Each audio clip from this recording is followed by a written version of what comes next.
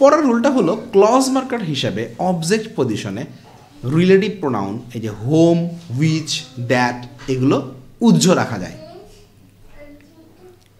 অর্থাৎ এই home, which, that এরা যদি অবজেক্ট পজিশনে বসে, হোম তো সবসময় অবজেক্ট পজিশনে বসে, বাট হুইচ আর দ্যাট এরা তো সাবজেক্ট অবজেক্ট দুটোই হইতে পারে।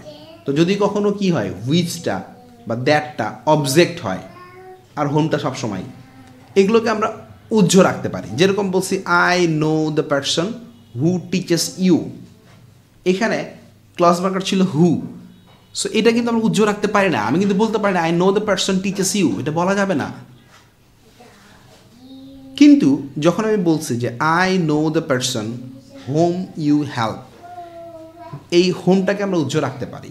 আমি কিন্তু পরের সেন্টেন্সে বলতে পারছি যে I know the person you help, এখানে কিন্তু হোমটা নাই। I know the person you help এটা বলা যাবে। ওকে, আবার দেখেন বলছি I know the fact that fears you, এটা বলা যাবে, কিন্তু I know the fact fears you এটা বলা যাবে না। কারণ এখানে দ্যাটটা কিন্তু কি ছিল, সাবজেক্ট ছিল। ফিয়ার্সের সাবজেক্ট ছিল দ্যাট, সাবজেক্ট পজিশনে দ্যাট কিন্তু উজ্জ্ব রাখা যায় না, অবজেক্ট পজিশনে রাখা যায়। I know the fact that you conceal, এখানে কিন্তু আবার উজ্জ্ব রাখা যাবে। আমি বলতে পারবো I know the fact you conceal, দ্যাটটা ইউজ না করলেও হবে, সমস্যা নেই। আবার I took the book which was on the table, এখানে কিন্তু এই হুইচটা সাবজেক্ট পজিশনে বসছে, সো এটা উজ্জ্ব রাখা যাবে না। দেখেন এটা ভুল, I took the book was on the table এটা ভুল। কিন্তু যদি অবজেক্ট হিসেবে বসে I like the book which you wrote, এখানে কিন্তু হুইচটা কি হয়েছে, অবজেক্ট পজিশনে বসছে, তাই না? এই অবজেক্ট পজিশনে বসা হুইচটা আমরা উজ্জ্ব রাখতে পারি, বলতে পারি I like the book you wrote, I like the book you wrote, এটা বলা যায়, সমস্যা নাই। এখানে হুইচ না ইউজ করলে প্রবলেম নাই, কারণ হুইচটা এখানে অবজেক্ট পজিশনে বসছিল। দেন দ্য নেক্সট ওয়ান, আমরা কখনো কখনো এই রিলেটিভ প্রোনাউনগুলোর সাথে এভার ইউজ করি, কখন করি সেটা নিয়ে এখন কথা। এই হু, হোম আর হুইচ এই তিনটার ক্ষেত্রে খুবই সহজ, এদের অ্যান্টিসিডেন্ট উজ্জ্ব থাকলে এদের সাথে এভার যোগ করতে হয়। যদি এই হু, হুম, হুইচ এদের পূর্বে অ্যান্টিসিডেন্টটা না থাকে তখনই আমরা কি করব, এভার যোগ করব।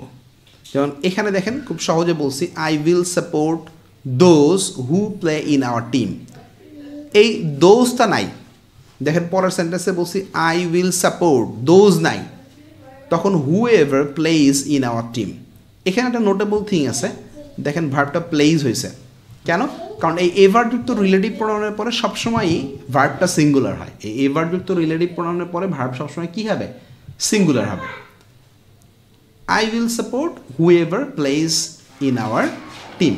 তো এখানে যেটা ব্যাপার হয়েছে দেখেন এই দোজ রিলেটিভ প্রোনাউনটা, দোজ অ্যান্টিসিডেন্টটা নাই হয়ে গেছে, সো আমরা হুর সাথে এভার যোগ করে দিছি। চলেন পরেরটা দেখি, একই জিনিস I can not forget the students home I taught here, এখানে দ্য স্টুডেন্টস ছিল অ্যান্টিসিডেন্ট, তাই না? পরের বাক্যে দেখেন বলছি I can not forget home ever I taught here, এখানে দেখেন ফরগেটের পরে কি নাই, স্টুডেন্টস আর নাই, অ্যান্টিসিডেন্ট নাই। যখনই অ্যান্টিসিডেন্ট নাই তখনই কি হয়ে যাবে, রিলেটিভ প্রোনাউনটা এভার যুক্ত হয়ে যাবে। এরপর দেখেন বলছি I have some books which serve your purpose, দেখেন সার্ভ, এরপরে দেখেন আই হ্যাভের পরে সাম বুকস নাই, সাম বুকস না থাকায় কি হয়েছে, হুইচ এভার হয়ে গেছে, হুইচ এভারের পরে আবার সার্ভস হয়েছে। I bought you some materials which you used, এই যে সাম ম্যাটেরিয়ালস নাই তখন কি হয়ে গেছে, হুইচ এভার হয়ে গেছে, সাম ম্যাটেরিয়ালস নাই হুইচ এভার হয়ে গেছে। বুঝতে পারছেন? তাহলে পরের রুলে চলে যাই।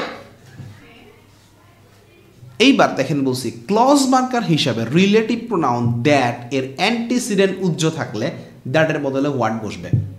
মানে আমরা দেখলাম যে হু, হোম, হুইচ এগুলোর অ্যান্টিসিডেন্ট উজ্জ্ব থাকলে এভার যুক্ত হয়, কিন্তু দ্যাটের অ্যান্টিসিডেন্ট উজ্জ্ব থাকলে কি হয়? দ্যাটের বদলে হোয়াট হয়। দ্যাটের অ্যান্টিসিডেন্ট উজ্জ্ব থাকলে দ্যাটের বদলে হোয়াট হয়।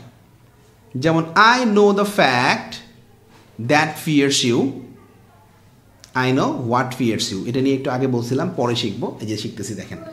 দ্য ফ্যাক্ট এটা ছিল অ্যান্টিসিডেন্ট, যখন অ্যান্টিসিডেন্ট নাই তখন দ্যাট আর হবে না, দ্যাটের বদলে কি হবে? হোয়াট হবে। I know the fact that you conceal, দেখেন দ্য ফ্যাক্ট নাই, I know what you conceal. বুঝছেন ব্যাপারটা? যখন অ্যান্টিসিডেন্ট নাই তখন দ্যাটটা হোয়াট হয়ে যাবে। ওকে, এইবার আমি 3টা রিলেটিভ প্রোনাউন নিয়ে আসছি যাদের সাথে এভার যুক্ত করবেন কিন্তু অ্যান্টিসিডেন্টের কোনো ব্যাপার থাকবে না। যেমন দেখেন হোয়াট, এটার কিন্তু অ্যান্টিসিডেন্ট থাকেই না, আমরা একটু আগে দেখলাম। হোয়ার, হোয়েন, এদেরও কিন্তু অ্যান্টিসিডেন্টগুলো মানে সাইলেন্ট থাকে আর কি। নর্মালি হোয়ার, হোয়েন এগুলোর অ্যান্টিসিডেন্ট থাকে না, থাকতেও পারে বাট ম্যাক্সিমাম টাইমেই থাকে না আর কি। তো এদের ক্ষেত্রে আমরা কখন এভার যুক্ত করি? হোয়াটের সাথে এভার যুক্ত করলেও যে মিনিং হবে, এভার যুক্ত না করলেও সেম মিনিং হবে, বাট কখনো কখনো আমরা মানে ব্যাপারটা হোয়াট এভার বলে একটু ফ্লেভার নেই আর কি, nothing else. But where, when এগুলোর ক্ষেত্রে যেটা ব্যাপার যে অনির্দিষ্টতা বোঝাতে, যখন কোনো কিছু নির্দিষ্ট হবে তখন হোয়ার, হোয়েন এগুলো হবে। বাট যখন আমি এরকম বুঝাবো যে না এটা আসলে অনির্দিষ্ট, তখন আমরা কি করব? এই হোয়ার, হোয়েন এদের সাথে আমরা এভার যুক্ত করব। যেমন এখানে আমি বলছি দেখেন, I will manage whatever you want, তুমি যাই চাও না কেন আমি ব্যবস্থা করব। I could know wherever she came, whenever she came, তো আমি জানতে পারতাম যখনই সে আসুক না কেন, মানে তার এই আসার সময়টা অনির্দিষ্ট, সে যখন তখন আসতো, বাট সে যখনই আসতো আমি ব্যাপারটা জানতে পারতাম। তাহলে আই কুড নো, আমি জানতে পারতাম, হোয়েন এভার শি কেম, যখনই সে আসতো। I can find where he goes, আমি তাকে খুঁজে বের করবই যেখানেই সে যাক না কেন। এই যে ব্যাপার, হোয়ার এভার হি গোজ, যেখানেই সে যাক না কেন আমি তাকে খুঁজে বের করবো, আই ক্যান ফাইন্ড। বুঝছেন ব্যাপারটা? অনির্দিষ্টতা বোঝাইলে আমরা when ever, where ever use করি, হোয়াট এভার ইউজ করি অনির্দিষ্টতা, যে যাই তুমি চাও না কেন, যখনই সে আসতো না কেন, যেখানেই তুমি যাও না কেন। ওকে।